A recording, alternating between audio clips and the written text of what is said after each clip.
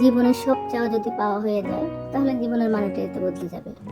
তো কিছু থাক না জীবনের অপূর্ণ ইচ্ছা, অপূর্ণ চাওয়া, ওগুলা বাকি থাক না, তাহলে তো আসলে জীবনটা কি বুঝতে পারবো, শিখতে পারবো।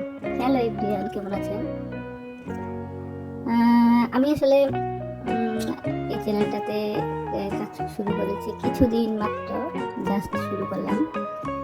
তো ব্লগ ভিডিও করাটা হয়ে ওঠে না, জাস্ট একটা দুটা করে হয়তো শর্ট ভিডিও আপনাদের সাথে শেয়ার করি। ওইভাবে সময় করে উঠতে পারি না, যার জন্যই কিন্তু অতটা অ্যাক্টিভে থাকতে পারতেছি না। তো দেখা যাক, হয়তো আস্তে আস্তে শুরু করবো, কাজটা বুঝতে হবে, শিখতে হবে, তারপরে এগিয়ে যাব। আপনাদের পাশাপাশি হয়তো আপনারা হয়তো অনেক বেশি জানেন, বুঝেন। আমি নগণ্য একজন মানুষ, চেষ্টা করতেছি শেখার জন্য, বোঝার জন্য, আপনাদের পাশাপাশি চলার জন্য।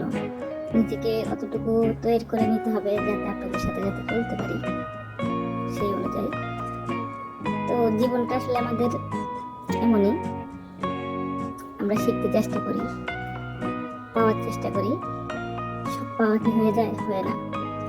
আর যাদের আসলে সব পাওয়াটা মনে হয় যেন হয়ে গেছে, অনেকটাই দেখবেন যে জীবনের মানেটা ওরা হয়তো ওভাবে বোঝে না। আমি চাই জীবনের মানেটা খুব ভালো করে বুঝতে, জীবনকে খুব কাছ থেকে দেখেছি, শিখেছি, জীবনকে উত্থান পতন বলেন, অনেক কিছুই দেখেছি জীবনে। জীবনটাকে উপলব্ধি করতে পারি, যার জন্য হয়তো পড়ে গিয়ে উঠে দাঁড়াতে পারি, আবার উঠে দাঁড়াতে গিয়ে পড়ে যাই, সবটাই সহ্য করতে পারি।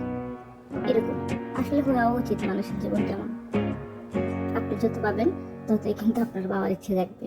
আপনি যখন খুব কষ্ট করে পাবেন তখন তার মূল্যটা অনেক বেশি থাকবে আপনার কাছে। এটাই বাস্তবতা। আপনি যখন হারিয়ে ফেলবেন তখন বুঝবেন যে কি হারিয়ে গেছে। আবার যখন পাবেন না তখন তার জন্য কান্নাও করবেন। এটাই আসলে জীবন। বাস্তবতাটা আমাকে অনেক কিছু শেখায়, আপনাকে শেখায় জীবন সম্বন্ধে। জীবনের চলা, গতি, ধারা, সময়, প্রত্যেকটা জিনিস আমাদেরকে হাড়ে হাড়ে টের পাইয়ে দেয় যে তুমি তো বেঁচে আছো, লড়তে হবে, বাঁচতে হবে। তো সবাই খুব ভালো থাকবেন। আল্লাহ হাফেজ।